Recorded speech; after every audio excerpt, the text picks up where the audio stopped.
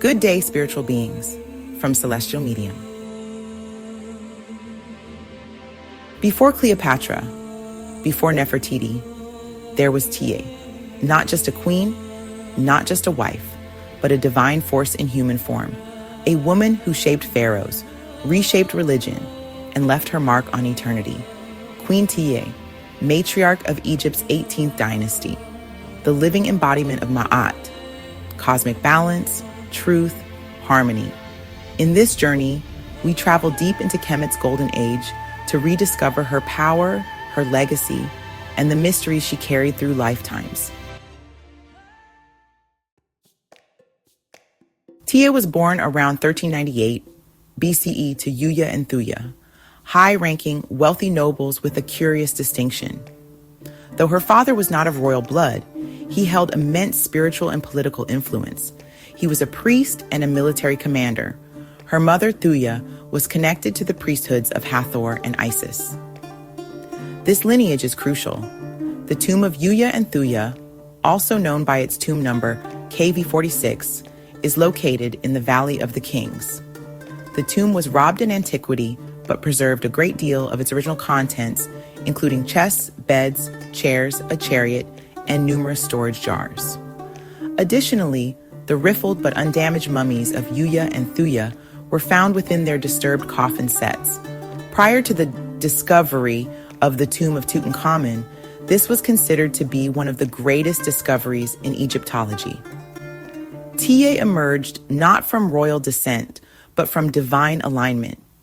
In Egypt, where bloodlines were sacred and power passed through dynastic ties, Tiye's rise foretold a spiritual calling. She was different, and the kingdom felt it. Tiye was married to Amenhotep III by the second year of his reign. When Amenhotep III took Tiye as his great royal wife, it sent shockwaves through the court. Here was a woman of non-royal origin becoming the most powerful woman in the land. But this wasn't merely politics, it was destiny. No previous queen ever figured so prominently in her husband's lifetime.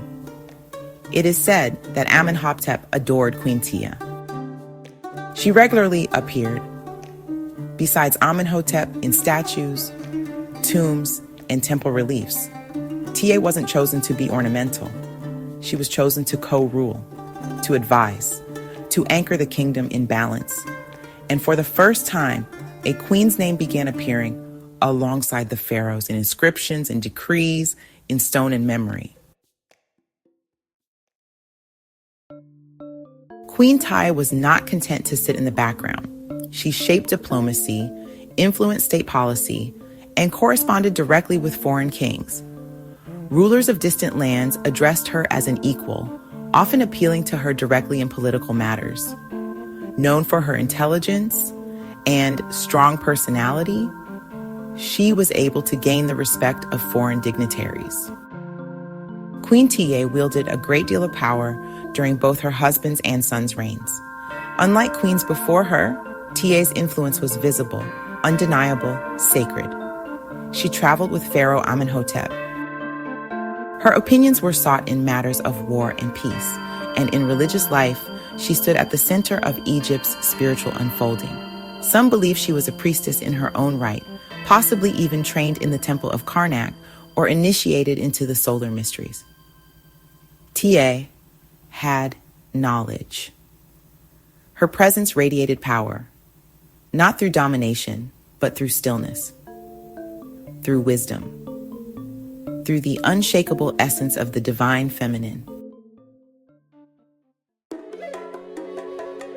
After Amenhotep's death, Tiye's influence did not fade, it intensified. Amenhotep III died in year 39 of his reign and was buried in the Valley of the Kings. However, Tiye is known to have outlived him by as many as 12 years. Her son Akhenaten, once known as Amenhotep IV, rose to power and unleashed a revolution.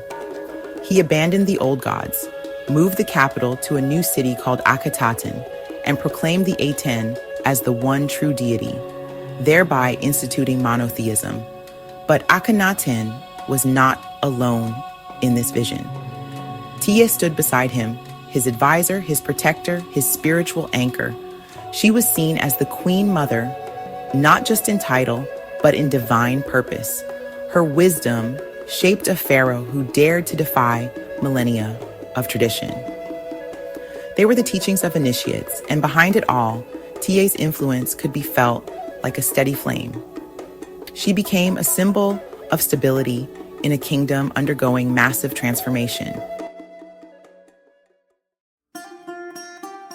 During Amenhotep III's later years, a subtle but profound shift was happening in Egypt. The kingdom began placing more emphasis on the Aten, the visible sun disk, as a divine presence, a form of light not just in the sky, but within. And Tiye was there, guiding this transition, not as a passive observer, but as a spiritual catalyst. She was not merely a political queen. Tiye moved within the priesthoods, likely initiated into sacred rites known only to the temple elite. She would have studied the divine laws of Ma'at, cosmic balance, truth, order, harmony. But more than that, she lived them. Ma'at wasn't just an ideal to Tiye, it was her compass. As queen, she upheld justice not through decree, but through alignment. Her presence alone invoked the harmony of the two lands. In her court, chaos could not survive.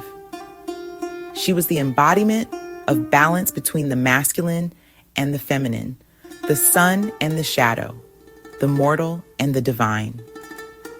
Through her deep spiritual training, Tiye became a vessel for divine guidance. She was aligned with the goddess Hathor, goddess of beauty, joy, music, fertility, and love. She represented the full cycle of birth, life, and rebirth. Tiye channeled these qualities: beauty with wisdom, power with compassion, and softness with strength. She became a spiritual mother to her people, and later, the spiritual compass to her son, Akhenaten. Tiye's influence on the religious shift of her time cannot be overstated.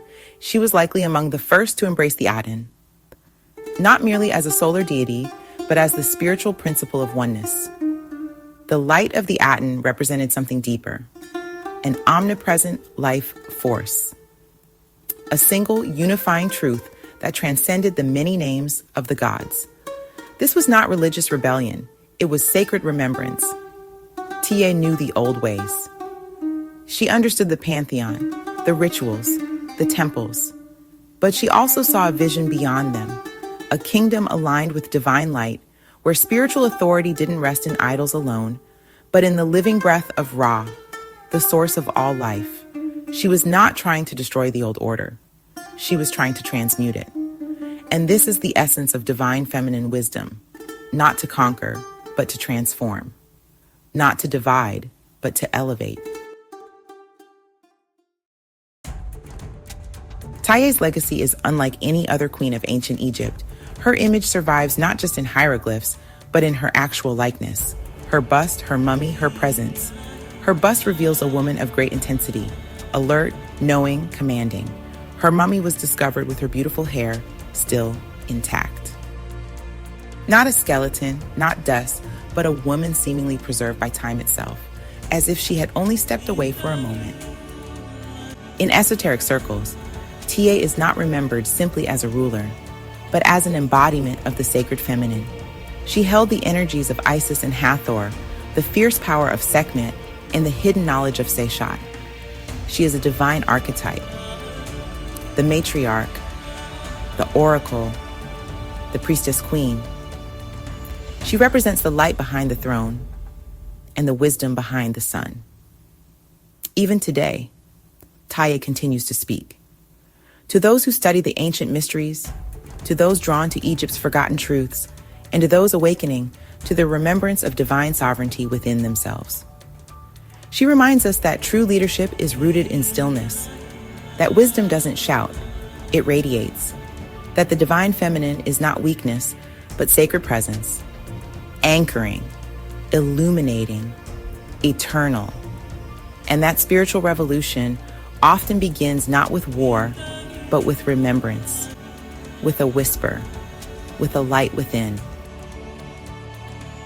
Thank you for joining me on this exploration of Queen Tiye, the mother of light, the soul of Kemet, and a divine presence that still lingers in the memory of stars. If this journey spoke to you, please like, subscribe, and continue walking with me through the mysteries of the ages. Until next time, stay curious, stay luminous.